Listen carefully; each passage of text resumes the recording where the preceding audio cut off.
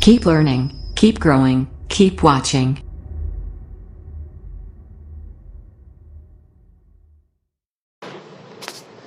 Hello everyone, welcome. आज के इस वीडियो में हम डिस्कस करने जा रहे हैं एक्सरे प्रोडक्शन कि एक्सरे का प्रोडक्शन किस प्रकार होता है। एक्सरे का प्रोडक्शन जानने से पहले हम लास्ट लेक्चर का एक शॉर्ट रिवीजन कर लेते हैं ताकि हम लास्ट लेक्चर को आज के लेक्चर से कनेक्ट कर सकें। लास्ट लेक्चर में हमने डिस्कस किया था डिस्कवरी ऑफ एक्सरेज और properties of x-rays. Discovery of x-rays यानी कि एक्सरेज की डिस्कवरी किस प्रकार हुई।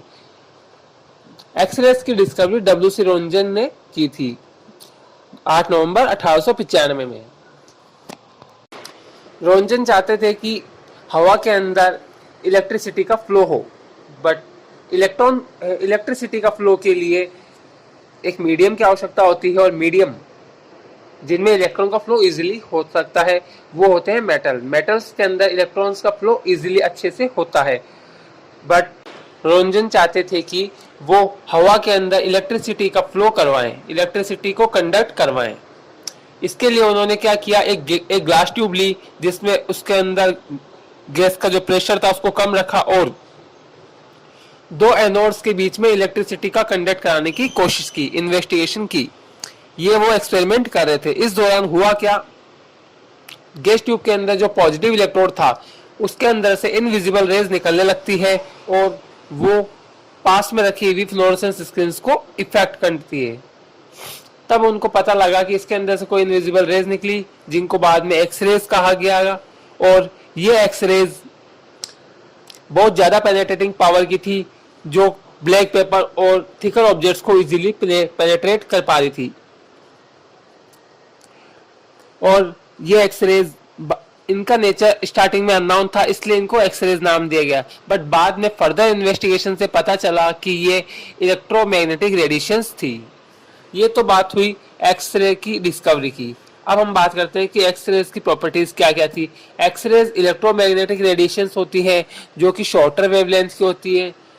एक्सरेज एक स्ट्रेट लाइन के अंदर ट्रेवल करती है लाइट की वेलोसिटी के साथ और लाइट की वेलोसिटी होती है 3 × 10⁸ मीटर पर सेकेंड।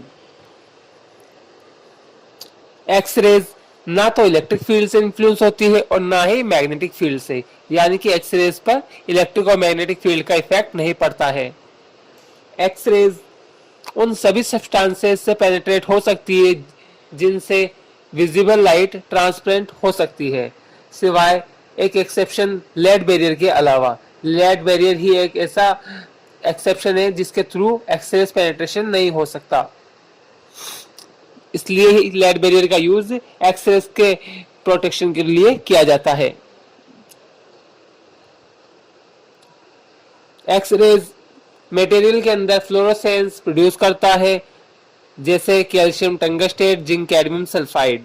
एक्सरेज फोटोग्राफिक फिल्म को इफेक्ट करता है और उस पर लेटेंट इमेज का फॉर्मेशन करता है। एक्सरेज आयनाइजेशन और एक्साइटेशन को प्रोड्यूस करता है सब्सटेंस के अंदर। जिन भी सब्सटेंस से एक्सरेज गुजर जाती है उनके अंदर वो आयनाइजेशन और एक्साइटेशन को प्रोड्यूस करता है। एक्सरेज बायोलॉजिकल इफेक्ट प्रोड्यूस करता है लिविंग ऑर्गेनिजम्स में, जिससे सेल्स या तो किल हो जाती है या फिर डैमेज हो जाती हैं। ये तो बात हुई हमारे लास्ट लेक्चर की शॉर्ट रिवीजन की।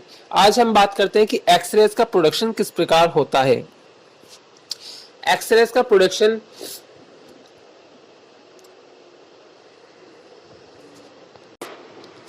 होता क्या है। एक्सरे के प्रोडक्शन के लिए हम एक ग्लास ट्यूब लेते हैं जिसके अंदर दो इलेक्ट्रोड्स लगाते हैं, एक एनोड और एक कैथोड।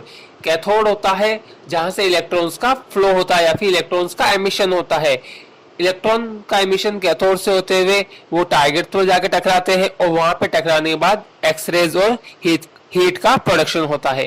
एक्सरेज के प्रोडक्शन के अंदर 99% हीट का प्रोडक्शन होता है और 1% एक्सरेज प्रोड्यूस होती है।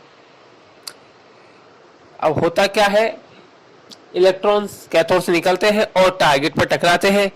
इलेक्ट्रॉन्स के पास काइनेटिक एनर्जी होती है जिसके कारण वो एनोड तक पहुंचते हैं और ये काइनेटिक एनर्जी एनोड पर टकराने के बाद हीट और एक्सरेज में कन्वर्ट हो जाती है। ग्लास ट्यूब के अंदर दो कैथोड होते हैं, एक एनोड होता है और एक कैथोड होता है। दो इलेक्ट्रोड्स होते हैं, कैथोड और एनोड। कैथोड जो होता है जहां से इलेक्ट्रॉन्स का एमिशन होता है, और जो एनोड होता है वो टारगेट मटेरियल होता है जहां पे इलेक्ट्रॉन्स टकराते हैं, इंटरेक्ट करते हैं। अब इसकी थ्योरी डिस्कस कर लेते हैं। X-rays are produced when the fast moving electron are stopped by the mean of target material. X-rays कैसे प्रोड्यूस होती हैं? जब कैथोड से निकला हुआ fast moving electron target material से टकराकर रुक जाता है तो एक्स-रेज का प्रोडक्शन होता है।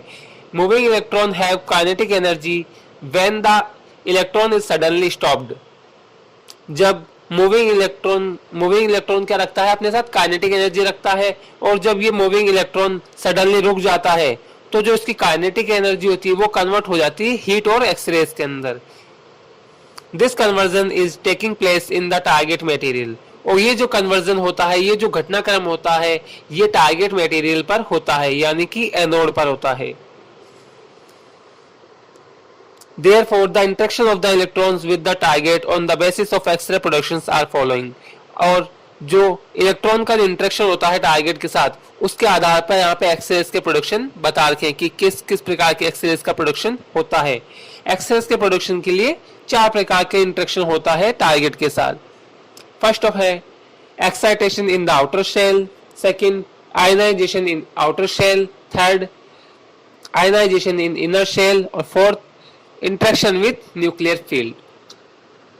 हमने यहाँ पर 4 तरह के इलेक्ट्रॉन्स के इंटरेक्शन के बारे में बताया। इन इंटरेक्शंस की हम नाम से कैसे इनको समझ सकते हैं, हम इनको देखते हैं। यहाँ पे 2 वर्ड आए हैं, आउटर शेल और इनर शेल। जो आउटर शेल होता है वो होता है इलेक्ट्रॉन्स के बाहर, जो एटम होता है उसके बाहरी शेल्स को बोलते हैं आउटर शेल्स। और इनर शेल्स जो होते हैं वो अंदर के शेल्स होते हैं, यानी कि अंदर के जो कक्षक होते हैं उनको बोलते हैं। ठीक है। इसके अलावा 2 नए वर्ड और मिले हैं हमारे को यहाँ पर, आयनाइजेशन और एक्साइटेशन। इनके बारे में भी हम बात करते हैं। सबसे पहले हम बात करते हैं एक्साइटेशन की। एक्साइटेशन क्या होता है? एक्साइटेशन के अंदर जब इंसिडेंट इलेक्ट्रॉन शेल के इलेक्ट्रॉन के साथ मिलता है या इंटरेक्ट करता है, टकराता है, तो इंसिडेंट इलेक्ट्रॉन क्या करता है? उस शेल के इलेक्ट्रॉन को कुछ एनर्जी देता है, जिससे शेल का इलेक्ट्रॉन एनर्जी को गेट कर हायर एनर्जी लेवल में चला जाता है। और कुछ समय बाद वो हायर एनर्जी लेवल से वापस अपने ओरिजिनल शेल में आता है, और जब ओरिजिनल शेल में आता है तो वो कुछ एनर्जी को एमिट करता है। ये जो प्रोसेस होती है ये होती है एक्साइटेशन। अब हम बात करते हैं आयनाइजेशन की। आयनाइजेशन का बेसिकली मतलब होता है आयंस में डिवाइडेशन, यानी आयंस में टूटना।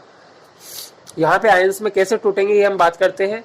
जब इलेक्ट्रॉन, इंसिडेंट इलेक्ट्रॉन शेल के इलेक्ट्रॉन को सफिशिएंट एनर्जी देता है तो शेल का इलेक्ट्रॉन क्या होता है? शेल से रिमूव हो जाता है, यानी कि शेल से ही निकल जाता है बाहर।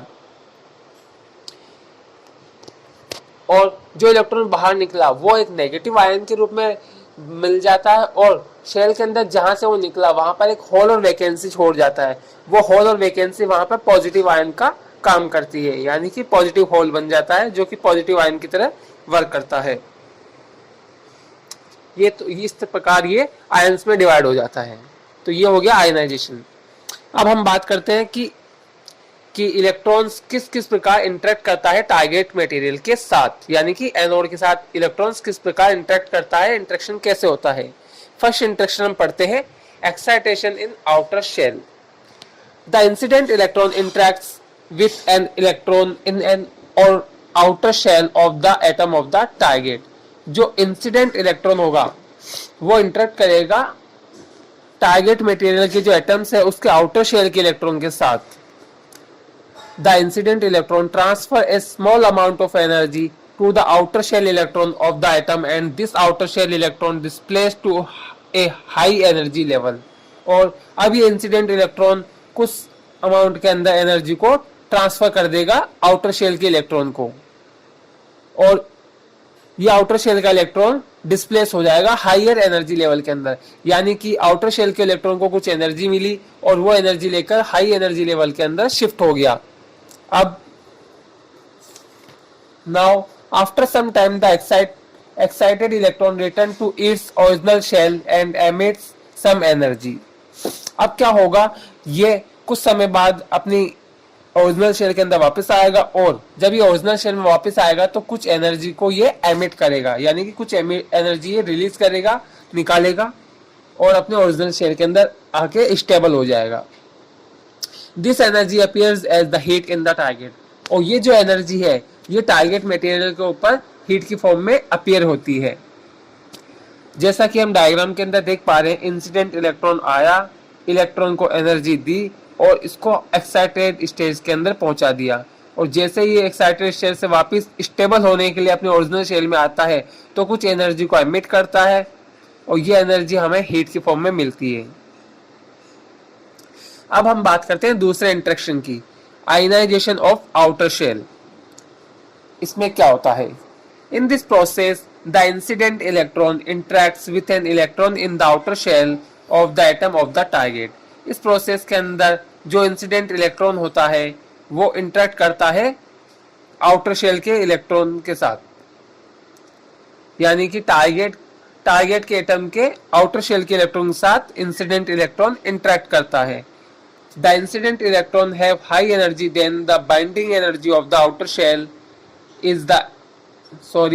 so the incident electron transfers sufficient energy and remove an electron from the outer shell।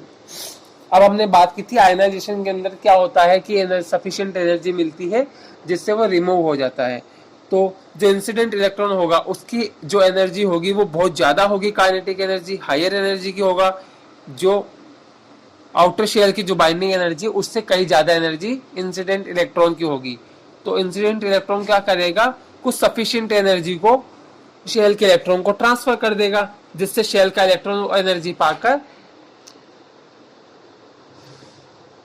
Outer shell से रिमूव हो जाएगा। Here the incident electron after interaction is known as primary electron and the ejected electron is known as secondary electron. अब जो incident electron अब interaction के बाद जो incident electron था उसको हम प्राइमरी इलेक्ट्रॉन बोलेंगे, और जो इलेक्ट्रॉन शेल से रिमूव हो चुका है उस इलेक्ट्रॉन को हम सेकेंडरी इलेक्ट्रॉन बोलेंगे। द सेकेंडरी इलेक्ट्रॉन में प्रोड्यूस फर्दर आयनाइजेशन और excitation in the other atoms of the target. अब जो सेकेंडरी इलेक्ट्रॉन है ये क्या करेगा, फर्दर आयनाइजेशन और एक्साइटेशन करेगा टारगेट के दूसरे एटम्स के अंदर। होता क्या है, जितने भी इलेक्ट्रॉन्स जो निकलते हैं, रिमूव होते हैं, वो फर्दर दूसरे एटम से टकराते हैं और वहां पर आयनाइजेशन और एक्साइटेशन की प्रोसेस करते हैं। As a result again heat is produce, और वापिस से हीट का ही प्रोडक्शन होगा। जिस प्रकार हमने स्टार्टिंग में बात की थी कि यहाँ पे एक्सरेज के प्रोडक्शन के अंदर 99% हीट प्रोड्यूस होती हो और 1% एक्सरेज निकलती है। तो स्टार्टिंग के दो फिनोमिनाज में हमने देखा कि यहाँ पे हीट का ही प्रोडक्शन हुआ है, एक्सरेज का प्रोडक्शन नहीं हुआ है। बट आने वाले दो फिनोमिना के अंदर या घटनाक्रमों के अंदर एक्सरेज का प्रोडक्शन भी होगा, और कौन कौन सी एक्सरेज बनेंगी वो हम आगे के फिनोमिना के अंदर देखते हैं, इंटरेक्शन में देखते हैं। आयनाइजेशन इन इनर शेल, अब हमारा थर्ड इंटरेक्शन होता है टारगेट के साथ, ionisation in the inner shell, यानी कि इनर शेल के अंदर आयनाइजेशन किस प्रकार होगा। This is an interaction between the incident electron and the electron in the inner shell of the atom of the target. ये जो इंटरेक्शन होता है ये इंसिडेंट इलेक्ट्रॉन और टारगेट के एटम के जो इनर शेल का जो इलेक्ट्रॉन है उसके बीच में इंटरेक्शन होता है। The incident electron have high energy then the binding energy of the inner shell electron, यानी कि जो शेल्स के जो इलेक्ट्रॉन है, इनर शेल्स हैं, उनकी जो बाइंडिंग एनर्जी उससे ज्यादा इंसिडेंट इलेक्ट्रॉन की एनर्जी होगी। Now the incident electron transfer sufficient energy and remove an electron from the inner shell. और अब क्या होगा, सेम प्रोसेस होगा जैसे सेकंड इंटरेक्शन में हुआ था कि जो इंसिडेंट इलेक्ट्रॉन होगा वो कुछ अमाउंट एनर्जी का क्या करेगा, ट्रांसफर करेगा, और सफिशिएंट एनर्जी ट्रांसफर करेगा, और क्या होगा, जो शेल का जो इलेक्ट्रॉन होगा वो शेल से रिमूव हो जाएगा। The displaced electron produce further ionisation and excitation in the other atoms. और अब जो इलेक्ट्रॉन डिस्प्लेस हो चुका है या निकल चुका है शेल से, वो क्या करेगा, फर्दर आयनाइजेशन और एक्साइटेशन को प्रोड्यूस करेगा टारगेट मटेरियल के दूसरे एटम्स के अंदर। The vacancy in the inner shell is filled by an electron moving inwards from the outer shell. और जो वैकेंसी है, यानी कि जो वैकेंसी बन जाती है इनर शेल के अंदर जहां से इलेक्ट्रॉन डिस्प्लेस हुआ है, वो फिल होती है आउटर शेल के इलेक्ट्रॉन के अंदर आने से। वापस से देखते हैं इस लाइन को, यानी कि जो इलेक्ट्रॉन निकल के शेल से निकल के बाहर चला गया तो वहां पर वैकेंसी छोड़ गया।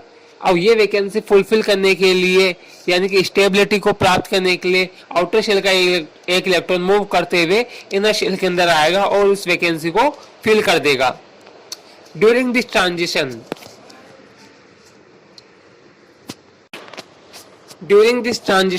the difference between the binding energies of the two shells is given out as X-ray photon। इस ट्रांजिशन के दौरान जो दो शेल्स की जो बाइंडिंग एनर्जी है उनका जो डिफरेंस होता है वो हम निकालते हैं एक्सरे फोटोन से। और this x-ray photon is also known as characteristics x-rays. और ये जो फोटोन है ये कैरेक्टरिस्टिक्स एक्सरेज कहलाती हैं। जैसा कि हम डायग्राम के अंदर देख रहे हैं, इंसिडेंट इलेक्ट्रॉन इनर शेल के अंदर आयनाइजेशन कर रहा है और फर्स्ट इलेक्ट्रॉन निकल गया जिसको हम प्राइमरी इलेक्ट्रॉन बोलते हैं, इंसिडेंट इलेक्ट्रॉन। और जो शेल का इलेक्ट्रॉन जो निकल रहा है उसको हम सेकेंडरी इलेक्ट्रॉन बोलते हैं। और जब आउटर शेल से इलेक्ट्रॉन इनर शेल के अंदर आता है तो वहां पर बाइंडिंग एनर्जी के कारण क्या होता है, डिफरेंस के कारण वो एनर्जी एमिट करता है, क्योंकि आउटर शेल की जो बाइंडिंग एनर्जी होती है वो ज्यादा होती है सॉरी टू से आउटर शेल की, और जो इनर शेल की जो बाइंडिंग एनर्जी होती है उनमें डिफरेंस होता है।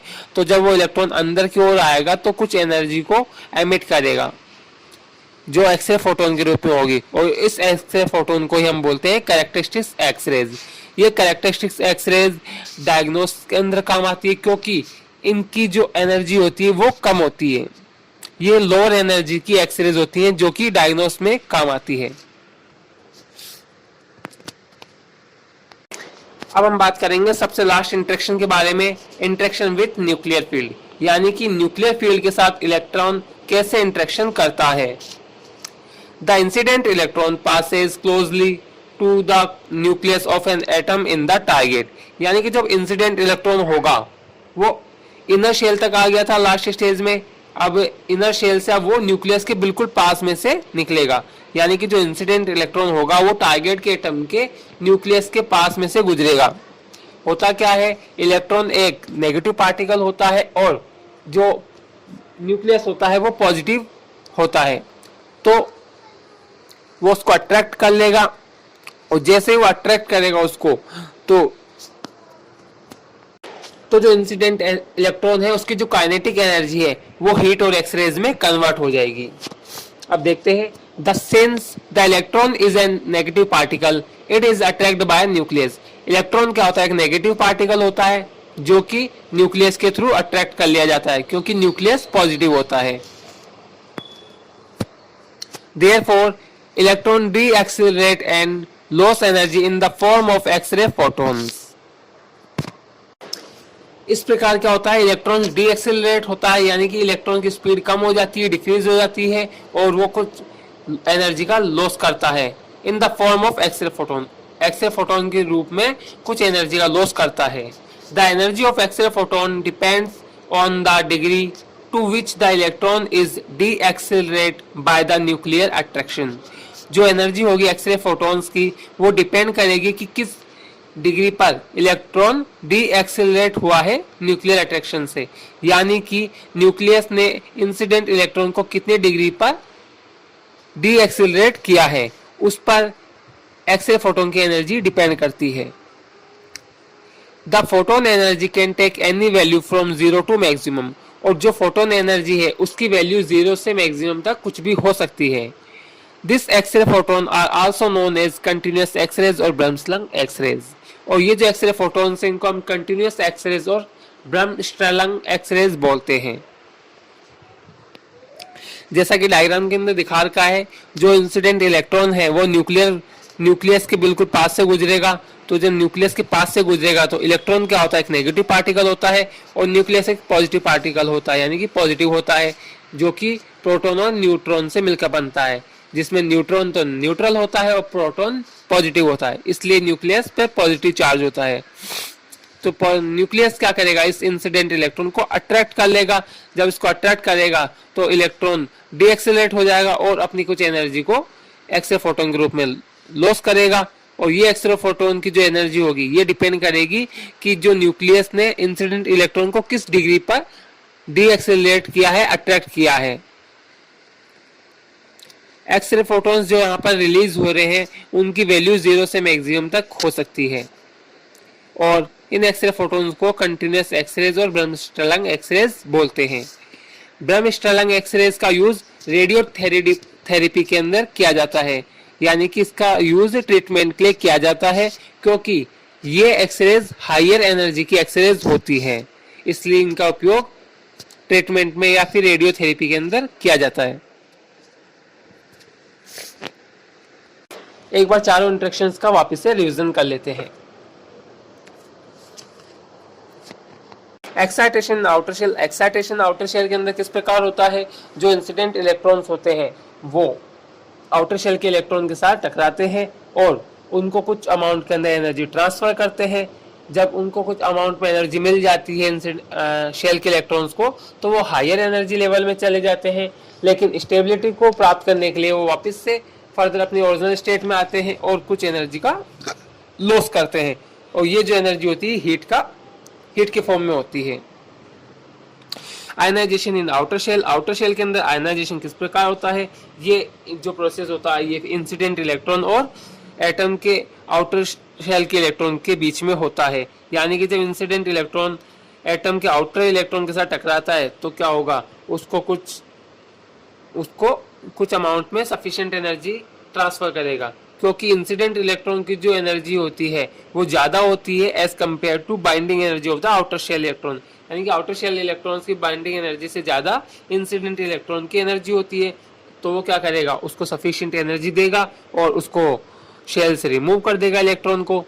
Hair the incident electron after interaction, और इंटरेक्शन के बाद में ये इलेक्ट्रॉन क्या कहलाएगा, प्राइमरी इलेक्ट्रॉन कहलाएगा, और जो इलेक्ट्रॉन शेल से रिमूव हो चुका है उसको सेकेंडरी इलेक्ट्रॉन बोलेंगे। अब क्या करेगा, ये जो सेकेंडरी इलेक्ट्रॉन होगा ये फर्दर आयनाइजेशन और एक्साइटेशन करेगा टारगेट के अदर एटम्स के अंदर, और इस प्रकार वापस से अगेन हीट का प्रोडक्शन होगा। थर्ड हमने पढ़ा था ionisation in the inner shell, inner shell के अंदर आयनाइजेशन किस प्रकार होता है, ये इंटरेक्शन होता है इंसिडेंट इलेक्ट्रॉन और इनर शेल के इलेक्ट्रॉन के बीच में, यानी कि टारगेट में जो एटम्स होते हैं उनके आउटर शेल इनर शेल के अंदर इलेक्ट्रॉन के बीच में इंटरेक्शन होता है। द इंसिडेंट इलेक्ट्रॉन, अब जो इंसिडेंट इलेक्ट्रॉन होगा वो क्या करेगा, हायर एनर्जी लेवल का होगा, यानी कि उसकी जो एनर्जी होगी वो हाई होगी as compare to binding energy of inner shell electrons, inner shell के इलेक्ट्रॉन्स की बाइंडिंग एनर्जी से ज्यादा इंसिडेंट इलेक्ट्रॉन की एनर्जी होगी। अब वो क्या करेगा, वापस से सफिशिएंट एनर्जी ट्रांसफर करेगा इनर शेल के इलेक्ट्रॉन को और उसको रिमूव कर देगा या डिस्प्लेस कर देगा वहां से। उसके बाद फर्दर क्या होगा, जो इजेक्टेड इलेक्ट्रॉन है, डिस्प्लेस इलेक्ट्रॉन है, वो आयनाइजेशन और एक्साइटेशन प्रोड्यूस करेगा अदर एटम्स के अंदर, और अब शेल के अंदर क्या हुआ, एक वैकेंसी या होल बन गया। इस होल या वैकेंसी को फिल करने के लिए आउटर शेल से एक इलेक्ट्रॉन आएगा और उसकी जगह आके उसको स्टेबल कर देगा। इस ट्रांजिशन के दौरान क्या होगा, दो शेल्स के बीच की जो बाइंडिंग एनर्जी है उनका डिफरेंस एक्सरे फोटॉन्स के रूप में निकाला जाता है, और ये जो एक्सरे फोटॉन्स होंगी ये कैरेक्टरिस्टिक्स एक्सरेज कहलाती हैं, जिनका यूज डायग्नोस डिपार्टमेंट में या डायग्नोस के लिए किया जाता है।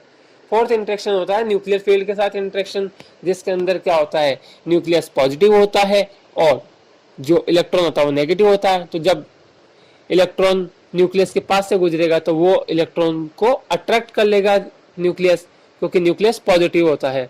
तो जब न्यूक्लियस इलेक्ट्रॉन को अट्रैक्ट कर लेगा तो वो इलेक्ट्रॉन डी एक्सेलरेट हो जाएगा और एक्स रे फोटोन की फॉर्म के अंदर कुछ एनर्जी का लॉस करेगा।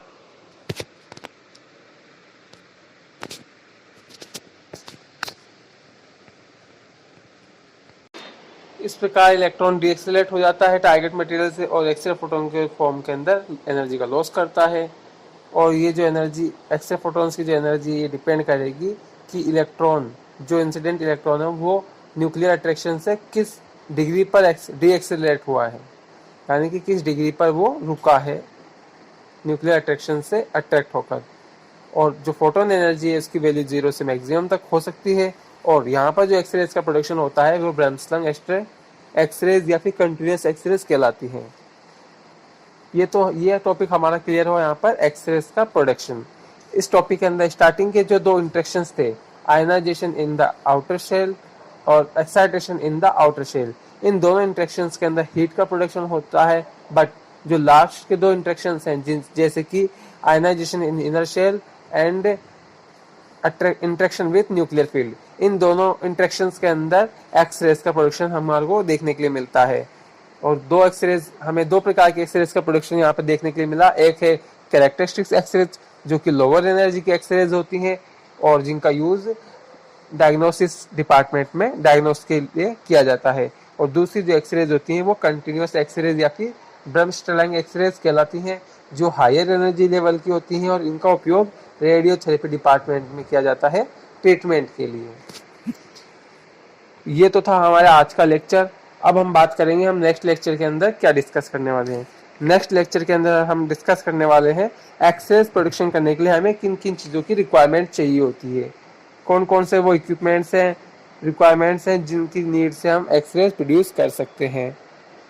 सेकंड आता है हम पढ़ेंगे हिस्टोरिकल एक्सरे ट्यूब्स के बारे में, जिसके अंदर सबसे पहले जो ट्यूब थी जिसका यूज़ WC रोन्जे ने एक्सरे प्रोडक्शन में किया था वो थी गैस ट्यूब। तो गैस ट्यूब के बारे में भी हम डिस्कस करेंगे।